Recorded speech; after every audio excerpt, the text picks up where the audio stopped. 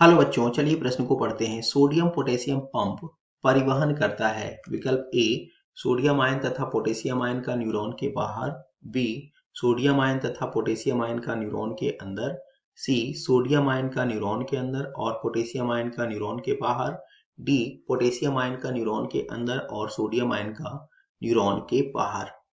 इस प्रश्न की मुख्य अवधारणा दिए गए 4 विकल्पों में से हमें यह पता लगाना है कि कौन सा विकल्प सोडियम पोटेशियम पंप से सही संबंधित है। तो सोडियम पोटेशियम पंप यह एक विशेष प्रकार का पंप है जो कोशिकाओं में परासरण साम्य स्थितिक को नियंत्रित करता है और इस क्रिया में यहाँ पर यह केवल न्यूरॉन अर्थात तंत्रिका के बारे में ही दिया है। तो यहाँ पर जब यह पंप सक्रिय होता है तो इस न्यूरॉन के अंदर से 3 सोडियम आयन बाहर जाएंगे तथा इस न्यूरॉन के अंदर 2 पोटेशियम आयन प्रवेश करेंगे।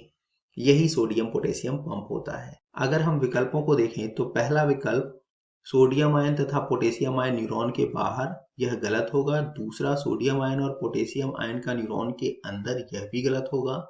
तीसरा सोडियम आयन का न्यूरॉन के अंदर, यह भी गलत होगा।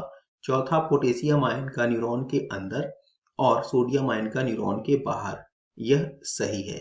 अतः दिए गए प्रश्न का सही उत्तर विकल्प डी पोटेशियम आयन का न्यूरॉन के अंदर और सोडियम आयन का न्यूरॉन के बाहर।